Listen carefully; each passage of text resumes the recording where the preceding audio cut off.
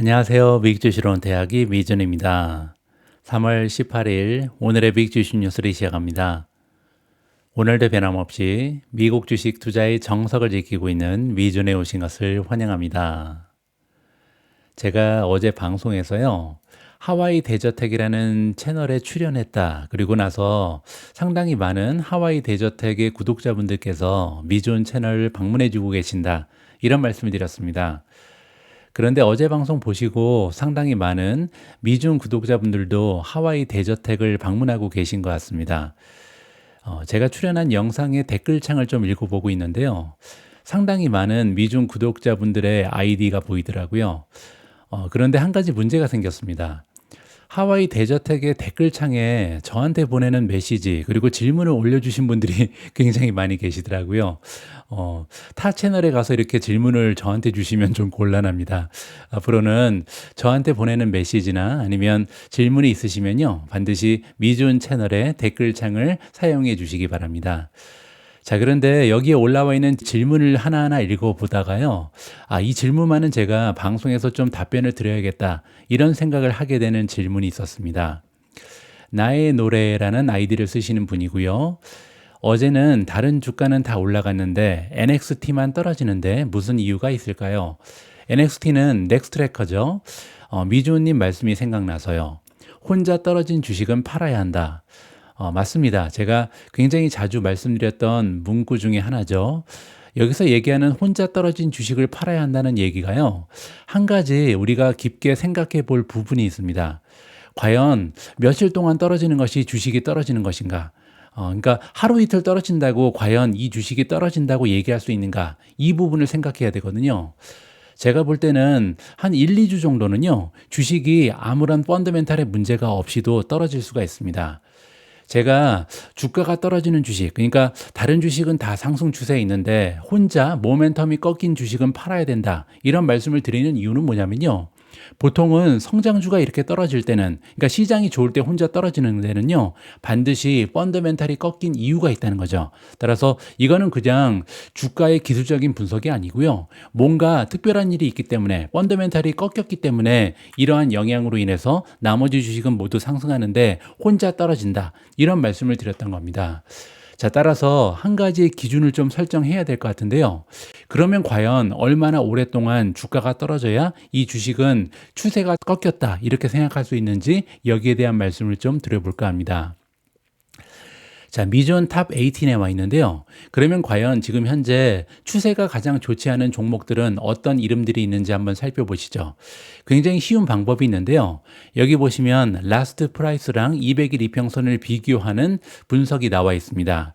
자, 일단 가장 위쪽을 보시면요. 팔란티어는 지금 현재 주가가요.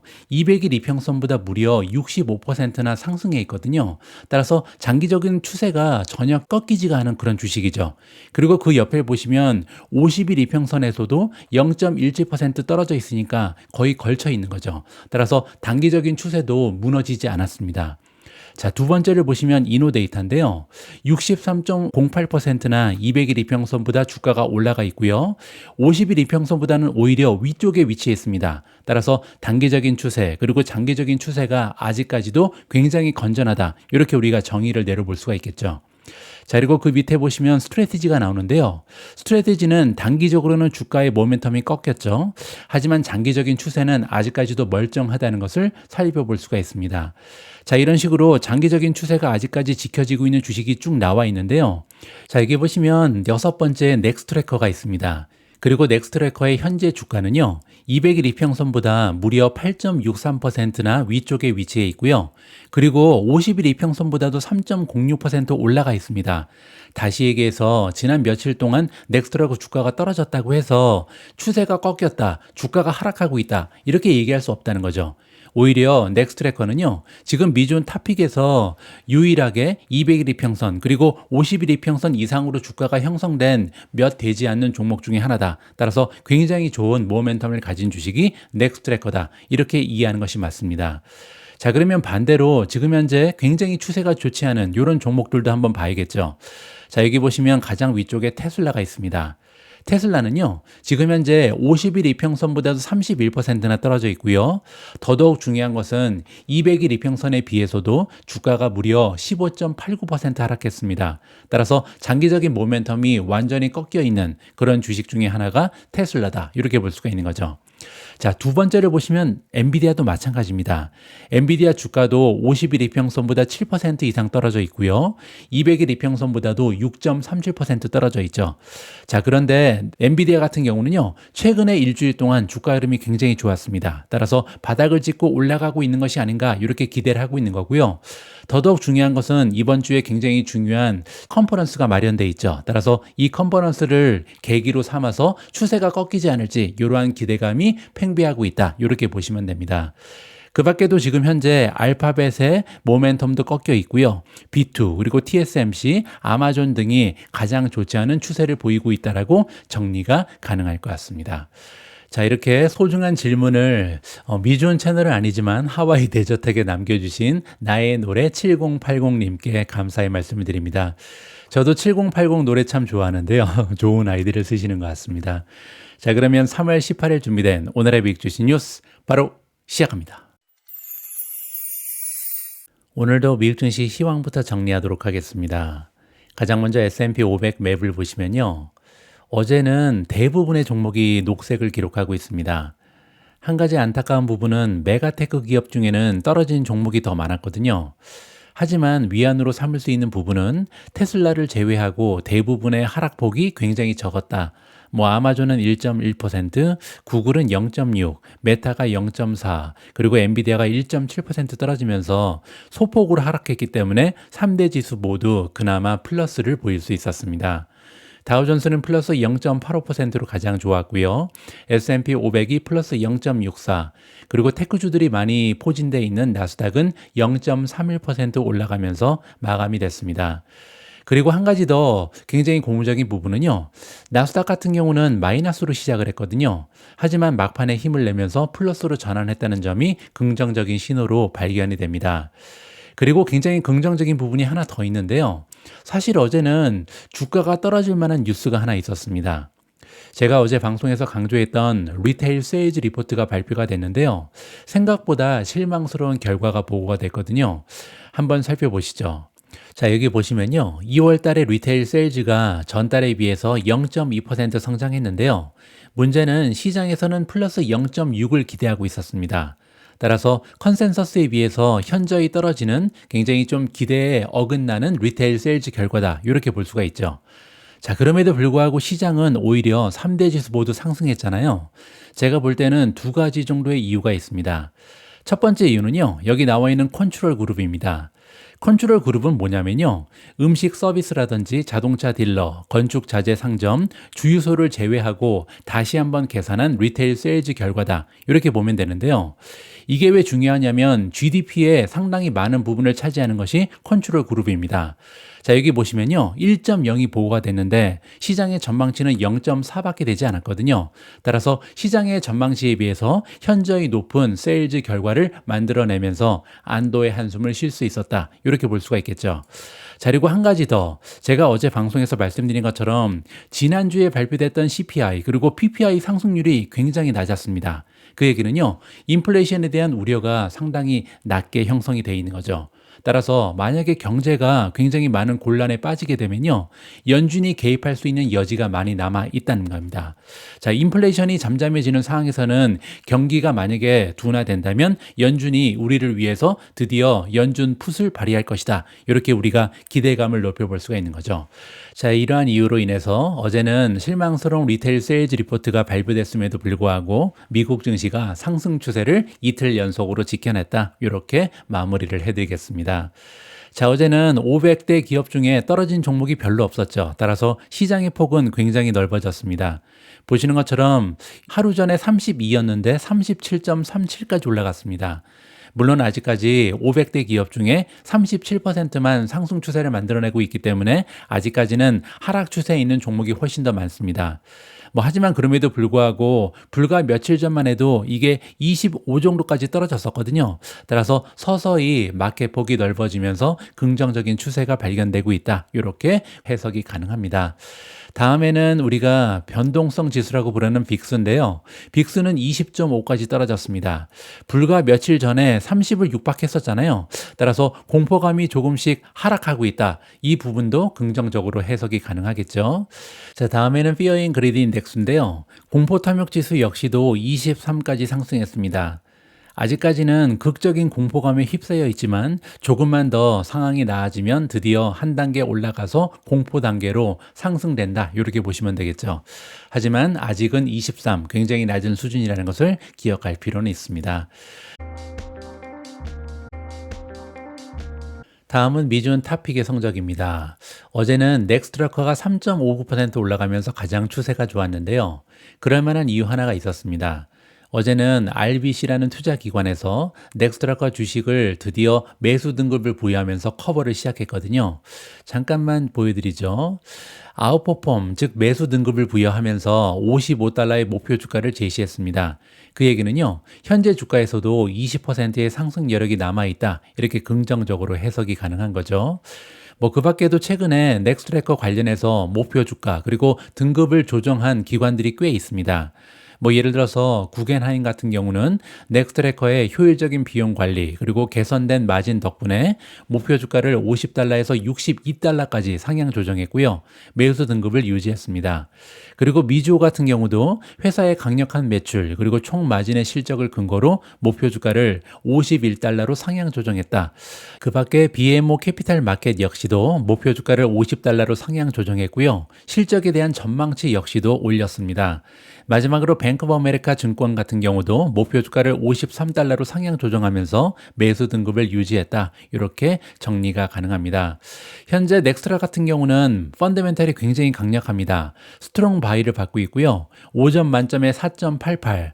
5가지의 팩터 그레이드가 단 한 가지도 녹색을 벗어나지 않고 있습니다. 밸류에이션이 B+, 성장률은 A+, 수익성이 A+고요. 모멘텀도 훌륭하죠. A-, 리비전, 어닝에 대한 전망치 역시도 계속해서 올라가면서 A+를 마크하고 있습니다. 밸류에이션이 B+로 굉장히 양호한 편인데요. 그럴 만한 이유가 있죠. 현재 PE 레이쇼를 포워드로 보면 13.82까지 떨어져 있습니다. 따라서 테크 주식인데 지금 PER이 13.8이니까 굉장히 낮은 추세고요. 게다가 성장률도 굉장히 뛰어나기 때문에 PEG를 포워드로 보시면 0.8까지 하락해 있는 상황입니다. 성장률 잠깐 보시죠. 지난 1년 동안 매출의 성장률이 21.4%였고요. 향후 1년 동안도 18.8%라는 견실한 성장 추세를 유지할 것이다. 긍정적인 신호가 발견이 되고 있습니다. 수익성도 괜찮습니다. 보시는 것처럼 넷인컴 마진이 20%를 넘는 주식이고요. 거기에 현금 흐름 역시도 14.7%로 굉장히 훌륭하죠. 게다가 재무 상태도 굉장히 양호한 소형주 중에 하나입니다. 보시는 것처럼 보유하고 있는 캐시, 현금이 693.54밀리언이잖아요. 근데 그 아래쪽에 보시면 부채의 규모는 145.3밀리언에 불과합니다. 보유하고 있는 현금이 지금 부채 수준보다 훨씬 더 높은 거죠. 그리고 그 아래쪽에 토탈 데투 에퀴티, 자기 자본하고 부채를 비교하는 건데요. 자기 자본이 지금 100만 원이라면 부채는 10만 원밖에 되지 않는 굉장히 낮은 수준을 자랑합니다. 부채가 거의 없다 이렇게 볼 수도 있는 거죠.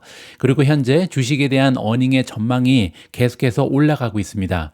지난 6개월 동안은 24.5%, 3개월 동안은 18%나 상승하고 있고요.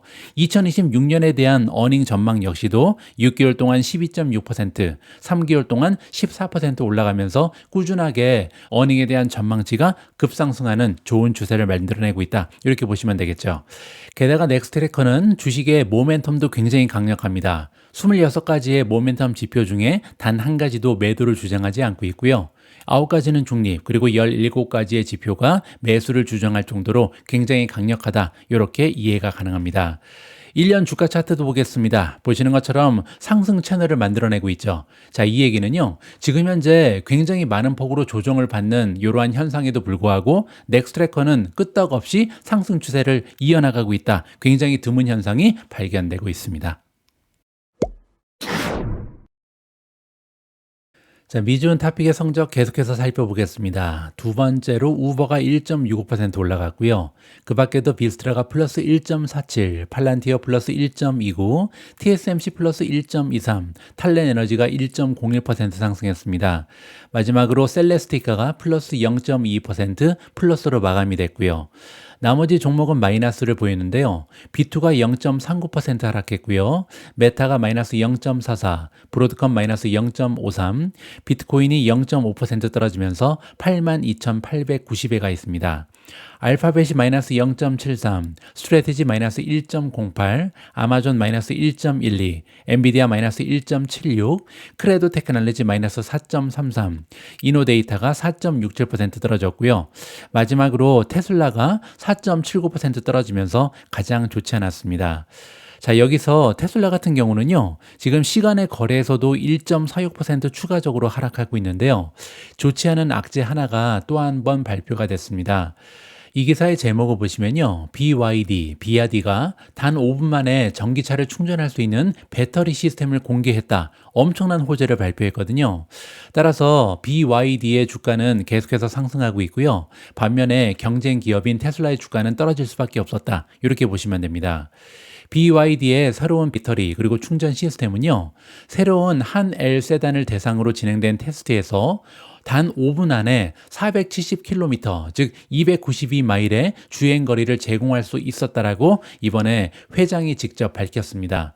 자, 그렇게 되면요. 이제는 주유소 가서 주유하는 거나 아니면 전기차에 충전하는 거나 별 차이가 없어진 거죠. 이거는요. 전기차 산업을 전체적으로 봤을 때 굉장히 커다란 호재입니다. 따라서 장기적으로 봤을 때는 테슬라한테도 긍정적인 영향을 발생시킬 가능성이 높겠죠. 하지만 단기적으로는 지금 경쟁에서 밀리는 모습을 테슬라가 보여주고 있기 때문에, 왜냐면 적어도 슈퍼차저에서 충전하는 것보다 한 4-5배 정도는 더 빠른 거잖아요. 따라서 단기적인 조정이 발생하고 있다라고 정리가 가능할 것 같습니다. 자, 다음에는 브로드컴입니다. 어제 브로드컴도 주가가 하락했는데요. 좋지 않은 주가의 흐름을 이끌 만한 뉴스가 하나 보고가 됐거든요. 구글의 파트너십이 변화하고 있다. 자, 이게 무슨 얘기냐면요. 구글이요. 차세대 텐서 프로세싱 유닛, 우리가 TPU라고 부르는 GPU의 경쟁 반도체라고 보시면 되는데요. TPU 생산을 위해서 앞으로는 대만의 미디어텍과 파트너십을 맺을 수 있다. 이러한 소식이 전달이 됐습니다. 자, 이게 왜 악재냐면요. 브로드컴은 지난 9년 동안 구글의 AI 칩 독점 파트너였거든요. 구글 같은 경우는 물론 엔비디아의 GPU도 사용을 하고요. 그리고 그들이 독자적으로 생산하는 TPU 역시도 사용을 합니다. 그리고 이 TPU는 브로드컴과 함께 합작을 해서 만들고 있다. 설계를 하고 있다. 이렇게 보시면 되거든요. 그런데 이제는 브로드컴뿐만 아니라 미디어텍도 TPU를 만드는데 일조할 것이다. 따라서 경쟁이 가속화되면서 브로드컴 입장에서는 좋지 않은 효과가 발휘될 수도 있다. 이렇게 부정적으로 해석이 가능합니다. 다음으로 준비된 기사는 시장에 대한 전망입니다. 오늘은 조금 특별한 내용인데요. 시장의 공포지수, 빅스가 보내고 있는 신호를 따라서 우리가 미국 증시에 대한 미래를 한번 전망해 보도록 하겠습니다. 흥미진진한 내용입니다. 지난 11일 동안 월가의 공포지수는 20을 넘어서고 있다. 그리고 이는요, 불안정한 시장과 주식 손실과 관련된 수준입니다. 따라서 빅스가 20을 넘어가면 보통은 시장이 불안정하다, 이런 신호로 해석이 가능하고요. 보통 이렇게 공포지수가 20을 계속 넘기게 되면 주식은 떨어질 수밖에 없다, 이렇게 해석이 가능한 거죠. 이는 트럼프 대통령의 관세가 세계 무역 전쟁을 촉발하여 경제를 불황으로 몰아넣을 것이라는 투자자들의 우려를 강조하는 한편, 인플레이션이 완고하게 지속되고 금리가 여전히 높은 수준을 유지하고 있음을 보여준다. 따라서 여러 가지 다 안 좋은 거죠. 인플레이션이 계속해서 완고하게 지속되고 현재 경제는 불황으로 빠질 가능성이 높고, 따라서 연준 입장에서는 금리를 인하할 수 없고 여러 가지 복합적으로 좋지가 않다. 이렇게 얘기하는 겁니다. 자, 하지만 동시에 이러한 수치는요, 월가와 투자 대중이 패닉하지 않고 있음을 나타낸다. 이게 무슨 얘기인지 조금 이따 한번 자세하게 살펴보도록 하겠습니다. 공포지수, 즉 빅스는요, S&P 500 지수의 향후 30일 동안의 예상 변동성을 측정합니다. 이걸 어떻게 측정하냐면요. 여기 나와 있는 것처럼 S&P 500의 지수 옵션 가격에서 파생이 된다. 만약에 투자자들이요, 주가가 엄청나게 떨어질 것이다, 이렇게 생각하면 해칭을 하기 위해서 풋 옵션을 굉장히 낮게 설정을 하겠죠. 그 얘기는 주가가 많이 떨어졌을 때 주식에, 내가 투자하고 있는 주식에 대한 피해를 줄이기 위해서 풋 옵션을 사는데요. 이 풋 옵션 가격이 굉장히 낮게 형성이 될 겁니다. 그리고 빅스가 높으면요, 주식이 하락하는 경향이 있고, 빅스가 낮으면 시장이 안정성을 기대하고 있다는 것을 의미한다. 그리고 이 경우에 주식이 상승하는 경향이 있습니다. 여러분들 기억하실 겁니다. 한동안 빅스가 굉장히 낮았습니다. 수개월 동안 그랬죠. 그리고 최근에 갑자기 급등하는 추세를 만들어내고 있다, 이렇게 보시면 되죠. 3월 들어서 지난 11일 동안 빅스 지수가 20을 넘겼습니다. 이 얘기는요, 앞으로 거친 물살이 닥칠 수 있다는 신호로 여겨지는 수준이다. 2023년 3월 이후에 처음으로 11일 연속 20 이상으로 유지된 것이기 때문입니다. 3월 초 이후에 주식은 4.7% 하락했죠. 따라서 이번에도 빅스가 올라가면서 주가의 하락이 동반됐다, 이렇게 보시면 됩니다. 그리고 이는 시장 변동성이 구조적으로 평소보다 높은 것을 의미한다. 데이터 트랙 리서치의 공동 설립자 니콜라스 콜라스가 나오는데요. 빅스가 상승한 상태가 몇 주가 아니라 몇 달 동안 지속되면요, 약세장, 우리가 베어마켓이라고 부르는 거죠. 베어마켓의 일반적인 징후라고 합니다. 따라서 빅스가 20을 넘겨서 지금 11일 동안 지속이 되고 있는데요. 이게 몇 주, 몇 달 동안 만약에 지속되면 이게 바로 하락장이라는 얘기죠. 아직까지 그런 상태는 아니지만 빅스가 낮아지는 것은 좋은 징조다. 아까 우리가 살펴본 것처럼 빅스가 계속해서 떨어지고 있습니다. 따라서 우리는 이거를 긍정적으로 해석할 필요가 있다는 거죠. 빅스가 떨어지는 것은 시장에 긍정적이다, 이렇게 보시면 됩니다. 하지만 부정적인 부분이 있는데요. 이번 달의 빅스의 수준은 실제 시장이 위기에 처했을 때의 수준에 훨씬 못 미칩니다. 이 얘기는 뭐냐면 아까 우리가 살펴본 것처럼 빅스가 여기가 정점이었죠. 30을 못 넘겼잖아요. 자, 그 얘기를 한번 풀어봐야 될 것 같습니다. 2018년 주식시장이 6% 하락했을 때 빅스는 12월 24일에 36.1까지 올라갔습니다. 그리고 이는 그의 최고 수준 중에 하나였고요. 콜라스에 따르면 그 시점 이후에야 시장이 바닥을 쳤다. 따라서 빅스가 이렇게 36 정도까지 쭉 올라가야 그때가 바닥이란 얘기죠.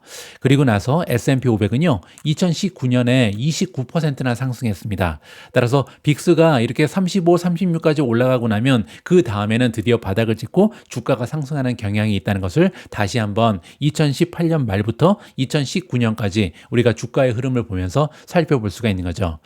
빅스 지수는 1990년, 1991년 경기 침체기에도 36.47을 기록했고요. 지난 두 번의 경기 침체에서는 80을 넘긴 적도 있습니다. 그리고 마지막 경기 침체기였던 2020년 한 해 동안의 평균 수준도 29.25로 굉장히 높은 수준이죠. 자, 따라서 아직까지는 빅스가 28, 26, 이 정도까지밖에 올라가지 않았기 때문에 바닥이 아닐 수도 있다, 이러한 의문이 들 수 있다는 거죠. 자, 빅스의 향후 동향에 대해서 나타나 있는데요.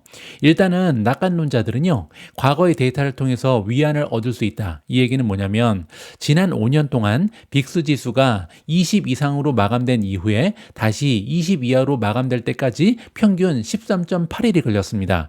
근데 지금 11일 동안 20 이상을 기록했잖아요. 따라서 이제는 빅스가 떨어지면서 20 이하로 떨어질 가능성이 높다. 그 얘기는 드디어 바닥이다. 이렇게 우리가 긍정적으로도 해석이 가능하다는 거죠.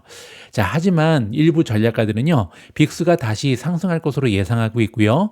이는 주식시장의 지속적인 상승세가 곧 일어나지 않을 것임을 시사한다. 따라서 지금은 잠시 반등한 것뿐이고 전반적으로는 계속 하락 추세에 있다, 이렇게 주장하는 전략가가 많다라고 보시면 될 것 같습니다.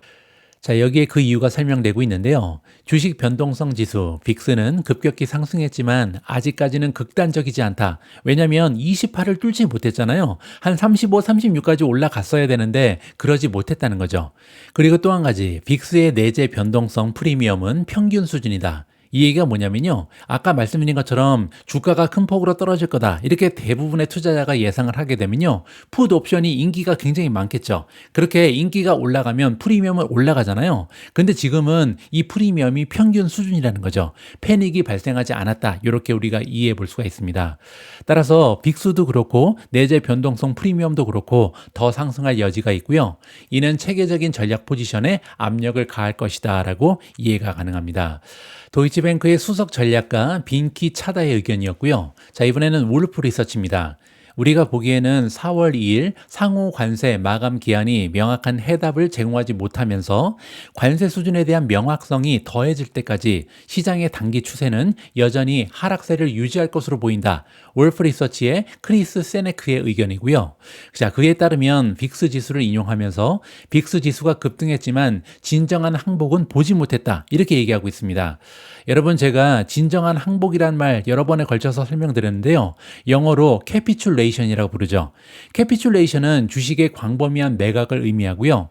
더 많은 손실이 뒤따를 수 있다는 두려움 때문에 시장이 반등할 수 있는 위치에 놓이게 된다. 이 얘기는요, 갑자기 모든 사람들이 주식을 파는 겁니다. 그때가 바닥이거든요. 이걸 우리가 캐피출레이션이라고 부르는데, 지금 현재 빅스는 28에서 계속 막히고 있기 때문에 캐피출레이션에 가지 못했다. 이러한 의견이라고 정리해 볼 수가 있겠습니다.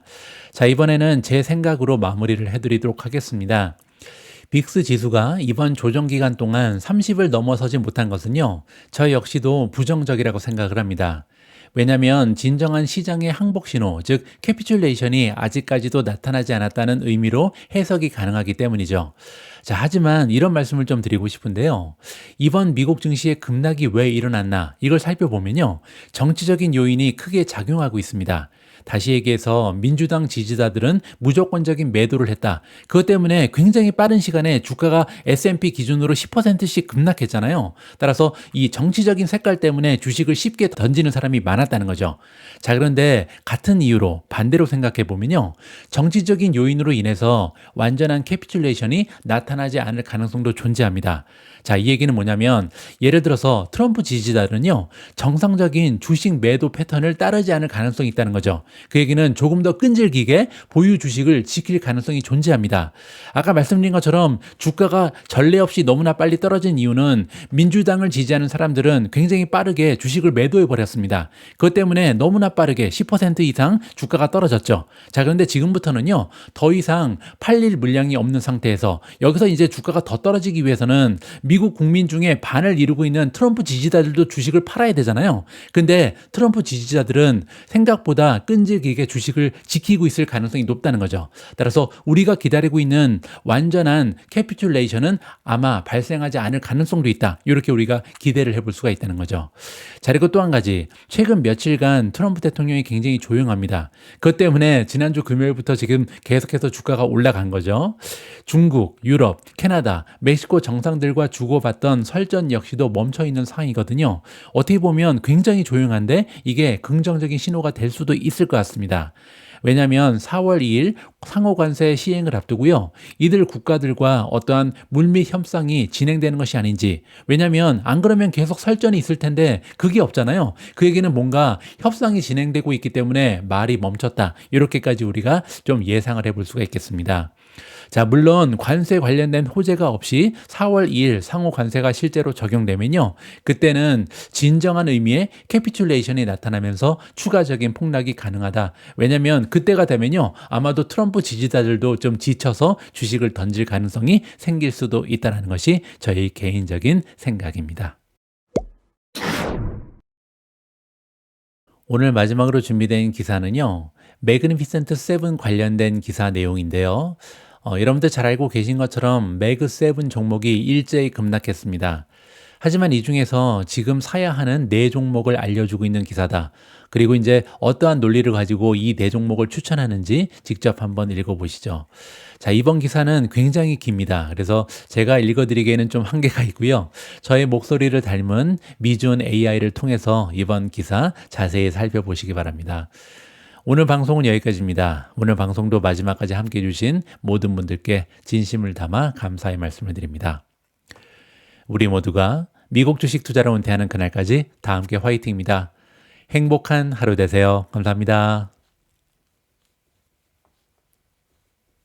그들은 매그 3번에서 레그 3번으로 바뀌었습니다. 애플, 마이크로소프트, 엔비디아, 아마존닷컴, 알파벳, 메타 플랫폼, 테슬라를 이야기하고 있습니다. 이 기업들은 2024년 S&P 500 지수의 23% 상승 중 절반 이상을 차지했으며 평균 60% 상승했습니다. 올해 들어 지금까지 주가가 평균 15% 하락한 가운데 2025년 6% 하락한 지수의 약 95%를 차지하고 있습니다. 그러나 시장의 이전 리더들을 아직 포기하기는 이릅니다. 그들의 하락세는 닷컴 거품 시대의 거대 기업, 시스코 시스템즈, 월드캄, AOL을 떠올리게 하지만 매그니퍼선트 3번은 실패하거나 무의미하게 사라질 운명이 아닙니다. 그들은 여전히 지배적이며 현재 S&P 500의 시장 가치의 3분의 1을 차지하고 있으며 너무 합리적인 가격으로 거래되고 있습니다. 7개 중 6종목이 2025년 예상 수익의 1830배에 거래되고 있습니다. 테슬라의 85배는 주목할 만한 예외입니다. 골드만삭스의 전략가 데이비드 코스틴에 따르면 매그칠은 2017년 이후 S&P 500 지수 대비 최저 수준의 프리미엄으로 거래되고 있다고 합니다. 매그칠의 주당 순이익이 S&P 493 지수보다 더 빠른 속도로 성장할 것이라는 컨센서스 수익 기대치에도 불구하고 말입니다. 데이비드 코스틴은 지난 7년 동안 이 그룹의 실적이 우수한 이유는 거품 같은 감정이 아니라 이처럼 놀라운 수익 성장 때문이라고 덧붙입니다. 엔비디아의 수익은 2018년 이후 10배 증가했고 아마존의 수익은 5배, 알파벳의 수익은 4배 증가했습니다. 따라서 최근 하락은 주요 펀더멘탈적인 문제보다는 지난 2년 동안 주식에 몰려들었던 한머니 헤지펀드와 기타 기관 투자자들의 매각이 하락의 원인이라고 그는 썼습니다. 물론 리스크가 있습니다. 7개 기업 모두 경기 둔화와 2025년 이익에 타격을 줄 수 있는 무역 전쟁의 영향에 노출되어 있습니다. 규모가 큰 시장에도 서비스를 제공하지만 규모가 커질수록 성장의 걸림돌이 되기도 합니다. 투자자들은 또한 대부분의 매그칠 기업이 인공지능에 그 어느 때보다 많은 비용을 지출하고 있기 때문에 잉여 현금 흐름이 줄어들고 있다고 우려합니다. 알파벳, 아마존, 메타, 엔비디아는 고전적인 가치 투자자들에게는 매력적이지 않을지라도 가장 매력적인 회사들입니다. 애플과 마이크로소프트는 덜 매력적인 반면 테슬라는 특별한 경우로 별도의 대우를 받을 만합니다. 아마존이 가장 좋은 선택일 수 있습니다. 주가는 2월 최고치에서 약 20% 하락한 194달러를 기록했으며 현재는 에버코어 ISI 인터넷 애널리스트 마크 마니가 예상한 2026년 어닝의 25배에 거래되고 있습니다. 마니의 예상치는 일반적으로 인정되는 회계 원칙지 AAP에 기반한 수치로 다른 많은 기술 회사들이 수익 계산에서 여전히 제외하는 주식 기반 보상을 포함합니다. 그리고 아마존은 사상 최저의 주가 수익 배수 PR로 거래되고 있다고 그는 말합니다. 마크 마니는 아마존의 스토리 설정도 좋아합니다. 최근에는 디지털 비서 알렉사의 향상된 버전을 출시했고 앨런 머스크의 스타링크와 유사한 위성 인터넷 서비스인 프로젝트 큐이퍼가 연말에 출시될 예정입니다. 이 회사는 또한 물류 처리 센터에 로봇을 추가하면서 자동화에 많은 투자를 하고 있으며 이를 통해 상당한 비용을 절감하고 있습니다. 아마존 웹 서비스 AWS는 최고의 클라우드 컴퓨팅 제공업체입니다. 현재 연간 매출액이 1천억 달러를 넘고 아마도 최소 1조 달러의 가치가 있을 것입니다. 게다가 아마존의 북미 소매업 부문은 마진이 확대되고 있으며 올해 월마트의 매출액을 추월할 것으로 예상됩니다. 아마존은 현재 연간 매출액이 700억 달러에 달하는 과소평가된 고수익 광고 사업도 운영하고 있습니다. 물론 모든 것이 완벽하지는 않습니다. 올해 자본 지출이 1000억 달러를 초과할 것으로 예상되며 오프라인 매장과 온라인 모두에서 월마트와의 경쟁이 심화되고 있습니다. 관세 인상은 소비자 지출과 아마존의 매출을 감소시킬 수 있습니다. 하지만 이러한 리스크는 아마존의 주가에 반영되어 있습니다. 아마존은 2025년 수익의 32배에 거래되는 월마트와 50배에 거래되고 있는 코스트코보다 낮은 가격에 거래되고 있습니다. 아마존은 두 회사보다 더 높은 수익 성장률을 예상하고 있음에도 불구하고 말입니다. 아마존은 약 500억 달러의 부채에 비해 1000억 달러 이상의 현금을 보유하고 있으며 내년부터라도 당장 배당금 지급과 주식 환매를 시작할 수 있습니다. 마니는 아마존에 아웃퍼폼 등급을 부여하고 그의 최고 추천 종목 중 하나로 꼽았습니다. 그의 목표 주가는 현재 주가에서 35% 이상 상승 여력을 보여주는 270달러입니다. 아마존 투자자들이 우려를 표한다면 알파벳 투자자들은 조금 더 걱정할 것입니다. 현재 163달러에 거래되고 있는 이 주식의 밸류에이션은 올해 수익의 18배에 달하며 이는 매그칠 중 가장 낮은 수치이고 시장 평균보다 낮은 배수를 가진 유일한 매그칠 종목입니다. 마크 마니는 주요 투자자 문제를 짚어봅니다. AI 기반 경쟁사로부터 검색 비즈니스의 잠재적인 혼란이 야기될 가능성, 지속적인 정부의 반독점 압력, 올해 자본 지출이 40% 증가한 750억 달러에 달할 것으로 예상되는 가운데 지출 규율이 부족하다는 점 등이 있습니다. 마하니는 구글 관련해서는 많은 두려움이 존재한다라고 말합니다. 아마도 너무 많은 두려움 때문일 것입니다. 검색과 관련하여 머헤이니는 구글이 여전히 80%에 가까운 점유율을 차지하고 있으며 특히 광고의 중요한 상업적 검색에서 강세를 보이고 있다는 그의 회사의 최근 조사 결과를 인용하면서 구글이 잘 버티고 있다고 주장합니다. 반독점 문제와 관련해서는 트럼프 행정부는 바이든의 규제 팀보다 더 자제력을 발휘할 수 있다고 말합니다. 또한 알파벳은 투자자들이 생각하는 것보다 더 잘 비용을 관리하고 있습니다. 억만장자 투자자 빌 에크먼은 최근 알파벳의 2024년 영업 마진이 4%포인트 상승했으며 회사의 새로운 최고 재무책임자 CFO인 아나트 에시케나지는 효율성 향상 이니셔티브를 가속화하기 위해 노력하고 있다고 언급했습니다. 게다가 투자자들은 검색을 넘어서는 가치 있는 기술 대기업을 얻게 됩니다. 알파벳의 사업 분야에는 유튜브, 연간 매출 500억 달러 규모의 클라우드 컴퓨팅 사업, 안드로이드 모바일 운영 체제, 테슬라와 함께 자율주행 분야의 두 강자 중 하나인 웨이모가 포함됩니다. 알파벳은 의결권지 OGL과 비의결권지 OG의 두 가지 종류의 상장 주식을 보유하고 있습니다. 의결권 주식의 경우 현재 의결권이 없는 주식보다 1% 할인된 가격에 거래되고 있습니다. 메타는 매그칠 중 가장 우려가 적은 편일지도 모릅니다. 지난 3년 동안 마크 저커버그는 거의 왕따 수준이었던 인물에서 가장 중요한 기술 분야 CEO 중 한 명으로 변모했습니다. 그는 메타를 AI의 최전선으로 이끌고 비용을 합리화했으며 수익을 크게 늘리는 한편 주가를 3배로 끌어올리는 데 성공했습니다. 하지만 이 주식은 1월 말에 시작된 20일 연속 상승세를 보이다가 빅테크의 침체에 합류했습니다. 메타 주가는 사상 최고가인 750달러에서 약 20% 하락한 600달러에 거래되고 있으며 현재는 2025년 예상 주당 수익 25달러에 약 23배에 거래되고 있습니다. 그럼에도 불구하고 메타는 올해 매그칠 주식 중 유일하게 플러스 주가 수익률을 기록하고 있으며 AI를 사용하여 고객 경험을 향상시키고 광고를 더 잘 타겟팅하기 때문에 단기적으로 가장 좋은 재무 전망을 가지고 있다고 할 수 있습니다. 머헤이니는 알파벳의 32%에 비해 40%의 영업 마진 등 좋아할 만한 요소를 많이 발견했습니다. 또한 워차프, 스레즈, 페이스북 마커플레이스와 같이 상대적으로 활용도가 낮은 메타 제품에서 수익 창출의 기회가 남아있다고 지적합니다. 세세한 부분까지 따지는 사람들은 메타가 올해 650억 달러를 지출할 계획이며 이는 2024년 대비 75% 증가한 수치라고 지적할 수 있습니다. 반면 매출 성장률은 지난해 18%에서 2025년에는 10%로 둔화될 것으로 예상됩니다. 4분기에는 약 8년 만에 처음으로 자사주 매입이 중단되었습니다. 이는 주가가 급등한 이후 주가가 저렴하지 않다고 생각한 주커버그가 자사주 매입을 중단한 것입니다.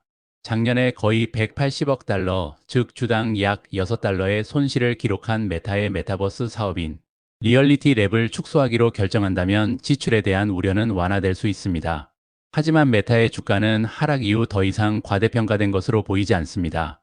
머헤이니는 최근 590달러에서 23% 상승, 여력이 남아있는 725달러의 목표 주가를 제시하고 있습니다. 아마도 엔비디어의 주가 하락이 가장 놀라웠을 것입니다. AI 칩 제조업체인 엔비디어의 주가는 고점인 150달러에서 23% 하락한 115달러로 떨어졌고 현재 2025년 수익의 약 25배에 거래되고 있습니다. 성장 우려와 관세 및 규제 리스크로 인해 하락이 발생했으며 최근 번스타인 애널리스트 스테이시 RASGO에는 엔비디어의 최첨단 블랙웰 칩을 언급하며 특히 제품 사이클의 시작 단계에서 다소 충격적이라고 평가했습니다. 투자자들은 엔비디아에 대한 걱정은 뒤로 미루어야 합니다.